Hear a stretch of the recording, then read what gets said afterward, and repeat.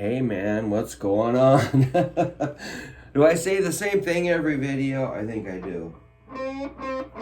All right, so we've been doing the G blues scale, G blues riffs, G chords, G chord progressions, G harmonies. Is there anything left? Yeah, I think we should hit those chords a little more. So the chords we've done were like a G7. This is, I call it the cowboy country campfire G7. Ew, too much distortion. That's kind of like, that's the chord I was taught when I was a teenager in the 70s. And then I showed you this cool thing like this little triangle.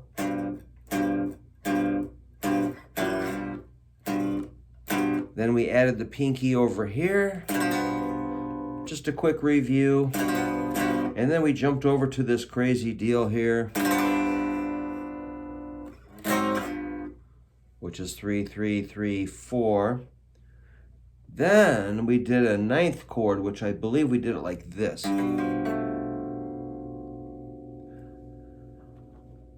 This G9 chord does not have a fifth interval. To make a G9, you need a root, third, fifth, flatted seventh, and a ninth. I'm gonna jettison the root and make it a little cooler here. We're gonna do it like this.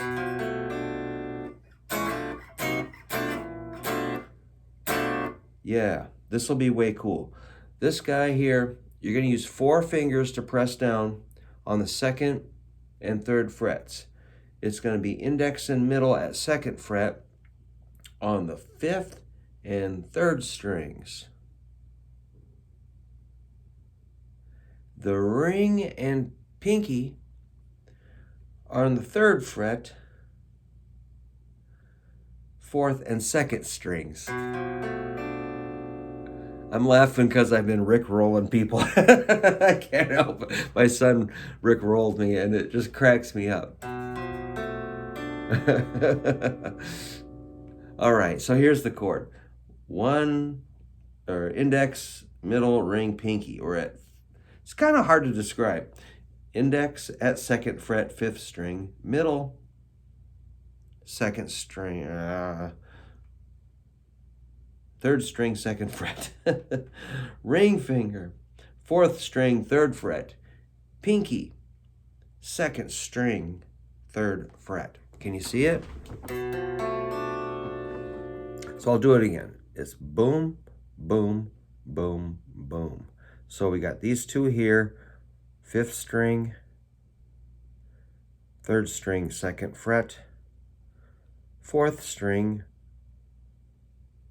and 2nd string, 3rd fret. That's a tongue twister. So it's kind of like a box-shaped chord. That's a G9. Cool thing about ninth chords is they're kind of greasy, meaning you can slide them really nice.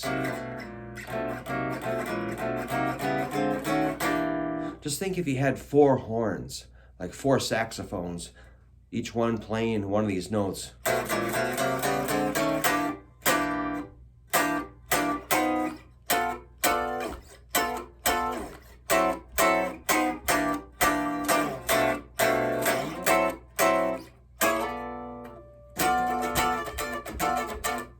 I'm doing that. Now, you know how I'm always yelling at you to put your hand here? You can. I'm just trying to get you from not using your arm, but you can start to kind of float forward a little bit and getting a little bit of loose, you know. I want you back, start here and then start moving forward a little bit as you wish.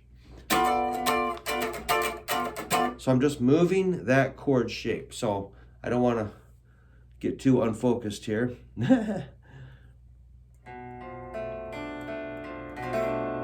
That's a G9. So what we got here is a B, F, A, and D.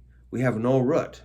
We'd have to do that to get a root, but it's okay because we've already got a bass player playing the root, don't we? Well, it's implied, and that's normal to take a note out of a chord. if you've got, you know, so a chord like this has got so many, you know, intervals. Again, it's a third, flatted seventh, ninth, and a fifth. And then we need a root, or do we? No, we don't really need it. And you can do that kind of like comping thing where you, so I call that a scoop, where we kind of slide into it. So if we use this in blues, I mean, let's just compare it to the Country Cowboy Campfire G7.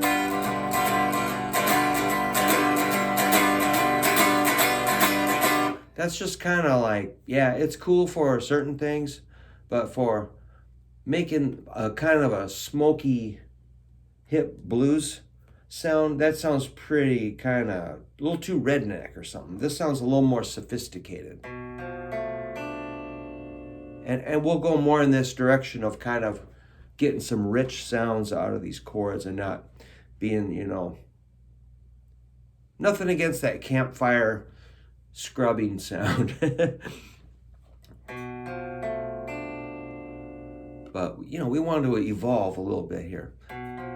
So once again, this is a third interval, a flatted seven, a ninth, and a fifth. And by going through it one at a time, you can kind of hear, or you can train your ear. Oops.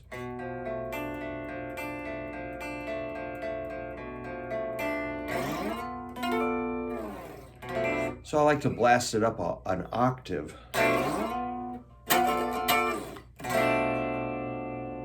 And this could be substituted. Let's say you see a piece of music and it says play G7. You're like, all right. See how you can convert it from just kind of regular scrubby to kind of a hip sound. And the advantage of this, of course, like I will always say, is it's movable versus this. If you bring it up, it doesn't really work. But this,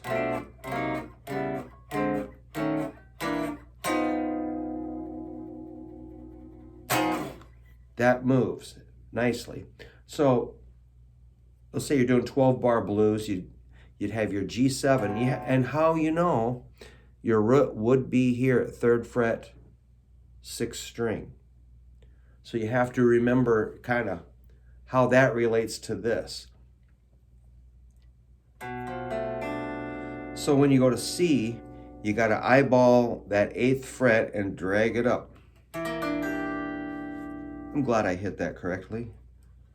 So C would be the 8th fret, 6th string, your root, but we're not playing it, but we're still going to play this chord.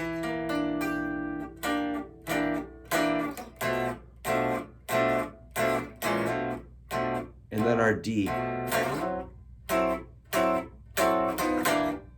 D would be 10th fret. Would be the root, 10th fret D.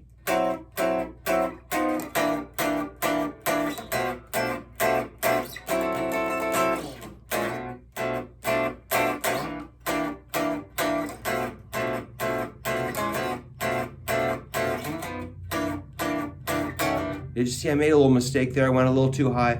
I kind of corrected it quickly. That's totally normal.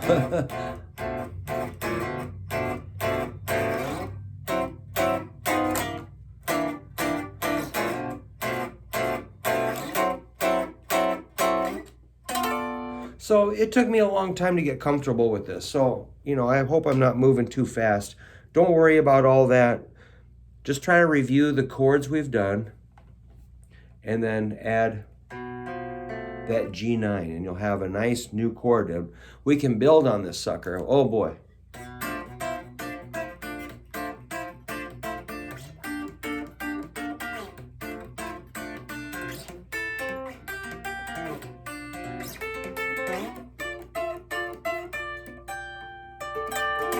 Something like that. I don't know. We'll come up with more stuff. But hey, thanks for following along and thanks for ordering my book about chords, which it probably has that in here somewhere. I'll put a link in. I'm going to print some more of these because I'm running low. It's called Guitar Chords by Brook Hoover, and it's fun. And if you have a question about the book, let's say you get the book, I don't have a ton of text in it. You can message me and I will answer your question with a video, or I'll describe what I meant. It's kind of more like I want you to try the shapes and listen and use your ears, but I'll help you put the pieces together personally. All right. Thanks a lot, man. You guys are really making life fun for me. I love doing these videos. So see you soon.